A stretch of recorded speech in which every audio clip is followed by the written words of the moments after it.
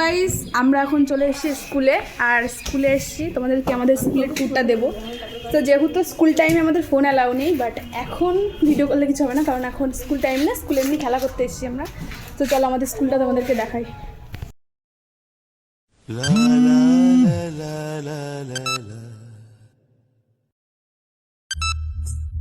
চলো বন্ধুরা, আজকে তোমাদেরকে ঘুরিয়ে আনি আমার বিদ্যালয় রনঘাট অঞ্চল উচ্চ বিদ্যালয় থেকে। ভিডিওটা যারা যারা শেষ অবধি দেখবে অবশ্যই নিজেদের স্কুলের নাম জানিয়ে যাও। আর ভিডিওটা ভালো লাগলে লাইক, কমেন্ট, শেয়ার অ্যান্ড সাবস্ক্রাইবের অনুরোধ রইল। আজকের ভিডিওটা আমার কাছে একটু স্পেশাল, আর আশা করি তোমরা ভিডিওটা শেষ অবধি ধৈর্য সহকারে দেখবে। ক্লাস 5-এ এই তো সেদিন ভর্তি হলাম। কবে যে স্কুল জীবনের শেষের পথে চলে এলাম বুঝতেই পারলাম না। ক্লাস 5 থেকে 12 অবধি এই জার্নিটা একটা বিশেষ মুহূর্ত হয়ে আমাদের প্রত্যেকের কাছেই থেকে যাবে। কারণ একদিনকে যাদের সাথে নিজেদের অজান্তেই বন্ধুত্ব করে ফেলেছিলাম, আর আজ যেন তাদের কথা ছাড়া ভাবতেই পারি না। কারণ সমস্ত দুঃখ কষ্ট এক কথায় তাদের সাথে শেয়ার করা যায়। তারা যেন এক প্রকার সলিউশন আমাদের কাছে, তাই না? সেই বন্ধুগুলোকে ট্যাগ করো যারা তোমাদের খুবই স্পেশাল, আর ভিডিওটা তাদেরকে অবশ্যই শেয়ার করো। স্কুল স্কুল বাঙ্ক থেকে শুরু করে স্কুল পালানো, স্কুলের সামনে ঘন্টার পর ঘন্টা দাঁড়িয়ে গল্প করা, সমস্ত রকম অপকর্মগুলো এই স্কুল টাইমেই করে থাকি আমরা।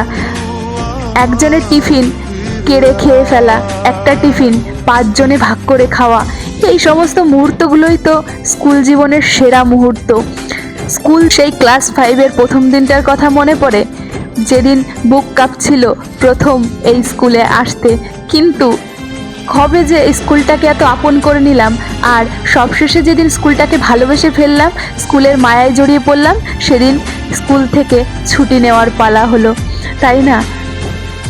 স্কুলের সেই প্রথম দিনটার কথা মনে পড়ে তোমাদের, যেদিন আমরা অনেক বন্ধু বানিয়েছিলাম নিজেদের অজান্তেই। সে ভালো কি খারাপ একবারও ভাবিনি, কিন্তু আজকে সেই বন্ধুগুলোই নিজেদের সব থেকে কাছের বন্ধু হয়ে উঠেছে। হ্যাঁ, ম্যাচিওর হয়ে বন্ধুত্ব করা আর ইম্যাচিওর হয়ে বন্ধুত্ব করার মধ্যে আকাশ পাতাল তফাৎ।